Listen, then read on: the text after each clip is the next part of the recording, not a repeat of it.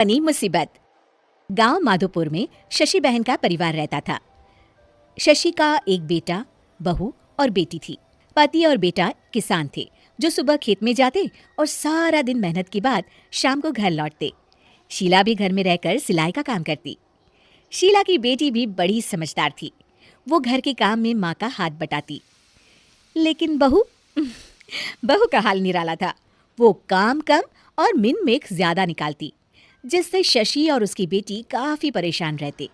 एक दिन, माँ ये क्या है? ओहो, जितना बोलो लेकिन आप लोगों को तो कुछ समझ में ही नहीं आता। भाभी क्या हुआ? और माँ अभी सिलाई कर रही हैं, उन्हें बार बार मत उठाइए। मुझे बताइए हुआ क्या है?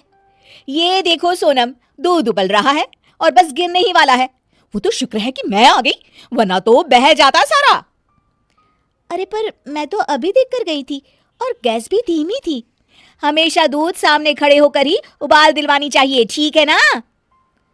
सोनम को मेघा की बात पर गुस्सा आ जाता है, लेकिन क्लेश ना हो ये सोचकर वो चुपचाप वहां से चली जाती है और सोचती है कि वो कैसे मेघा को सबक सिखाए।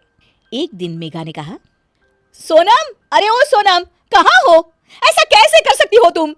क्या हुआ भाभी? जब देखो परेशान सी घूमती हो। खुश रहा करो भाभी, इससे ना स्किन ग्लो करती है।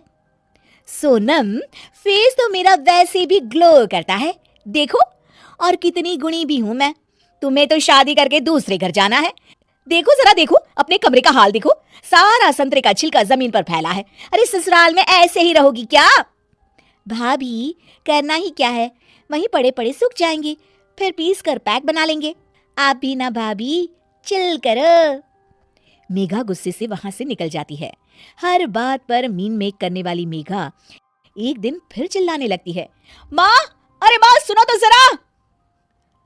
अब क्या हुआ मेघा, क्यों चिल्ला रही हो? माँ ये देखो, देखो जरा, ये कांच का कटोरा जिसे टेबल के किनारे रखा है। अरे किसी का एक हाथ लगेगा और ये गिर कर टूट जाएगा। तभी मेघा के कमरे से कुछ गिरने की आवाज आती है। वो भागकर कमरे में जाती है, जहां उसके पीछे शशि भी आ जाती है। मेघा के कमरे में उसका शीशा गिर जाता है। लगता है बहू, तुमने अपना शीशा कोने में रखा होगा, तभी गिर गया। जरा दूसरों को सीख देने से पहले खुद भी अमल कर लिया करो। वहीं कमरे में पर्दे के पीछे छिपी सोनम हंस रही होती है। मेघा काफी परेशान रहती है कि उसके साथ ये क्या हो रहा है। वो सोचती है कि कैसे वो अपनी सास और ननद के सामने खुद को होशियार साबित करे। एक दिन मेघा सोनम से कहती है, सोनम, आज ना मैं तुम लोगों को चाइनीज बनाकर खिलाती हूँ। देखना मैं कितना अच्छा खाना बना लेती हूँ।